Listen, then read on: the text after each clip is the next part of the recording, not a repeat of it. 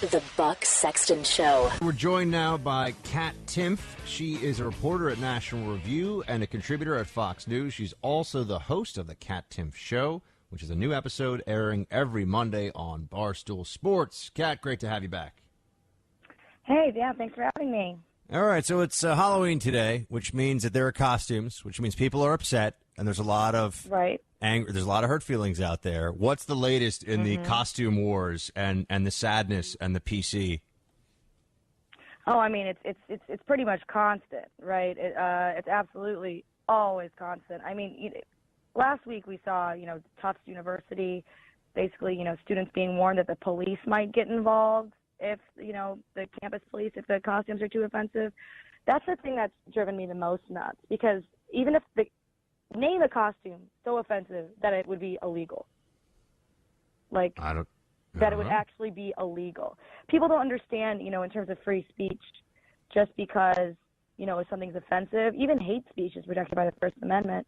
It's not just Halloween. None of these schools understand free speech, hate speech, but, Harambe costumes, not okay. I wouldn't dress as anything. Why is Harambe was a gorilla shot in the zoo because a kid got too close to him in the enclosure? Why are Harambe costumes not okay? I don't know. In Florida, it was the university. Apparently, it's cultural appropriation at Florida State University. But yeah, exactly. It's not a culture. He's a gorilla who was at the Cincinnati Zoo. That's not a culture. The same poster says, any animal's okay, so I guess you could go as a gorilla, but not go as Harambe. I mean, why are we talking about this?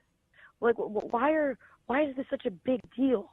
It's crazy. Like, when I was in college, I dressed up as all different kinds of things. Me and my friends were, dressed up as stuff. And, everyone was, fine. It was never an issue. And I don't understand why it's become this, it's this obsession.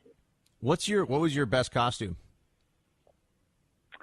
I don't even know. I went as a member of, yesterday this weekend I went as a member of the Donner Party.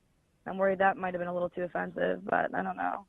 A member of the Donner Party, like the cannibal stuff? Look, I'm very interested in historical tragedies. Someone also gave me an Edmund Fitzgerald replica for my birthday, and I loved it. Maybe I shouldn't be telling people these things. Edmund Fitzgerald, who's that? That's the ship that sank in one of the Great Lakes, Superior. Oh, learned about it in school. I was unaware of that. Sorry, everybody. No, that's okay. That's okay. Was this a recent thing? Now we're learning a little history. No, long time ago. Okay, long time ago. Just a little history. All right, good stuff to know. But yeah, it's the costumes at these schools. It's not just like you can face real consequences for wearing something offensive, and I just don't understand. If you can talk about appropriation, cultural appropriation, technically anything is appropriation, right? Because if you're dressing up as something else, that's appropriation. So maybe you just don't dress up at all. Yeah, that is true. I mean, I was Ron Swanson at a costume party this weekend, and technically I was appropriating my libertarian friend's ideology, I suppose. So, which is also a good thing to do in New York if you want to have friends, because most people just don't even know what a libertarian is around here. But it's not a Republican, so it's okay. Right.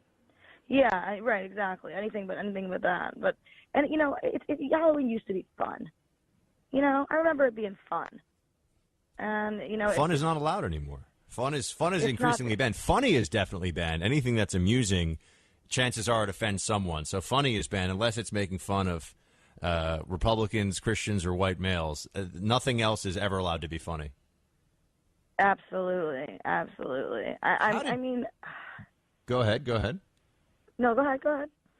I was going to say, how did Twitter go nuts over a pho recipe? This is a piece you have on National Review. Yeah, because it was, traditionally it's, made with the rice noodles. And this New York Times author, an article in the New York Times said, you make it, but replace the rice noodles, replace the traditional rice noodles with quinoa.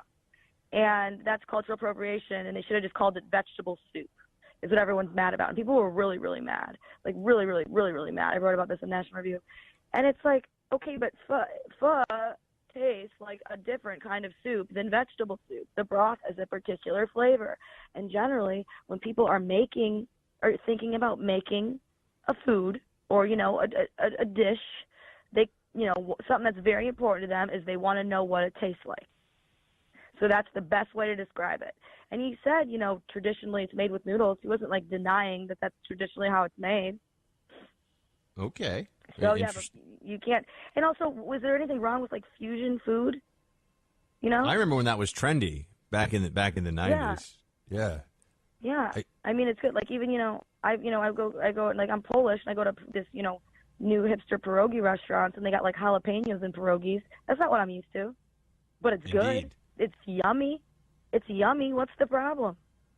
Oh, by the way, tell me about what is the Kat Timpf show on Barstool Sports? What do you talk about? Oh, we talk about everything. I mean, sometimes we touch on politics, but it's just a huge variety of subjects. I bring a guest on, and we talk about politics, culture. Sometimes it's a little silly. It's a little more of a fun show. So I just recorded my episode with my friend Henry, who's a comedian, and that one will be out within the next few hours on just follow Kat Timpf Show on Twitter. It's for Barstool Sports. All right, cool. Kat Timpf is a reporter at National Review and a contributor at Fox News. We just talked about the Kat Timpf Show, which is Barstool Sports. New episode dropping soon. Follow Kat on Twitter at Kat Timpf. Great to have you. Thank you so much for having me. The Buck Sexton Show.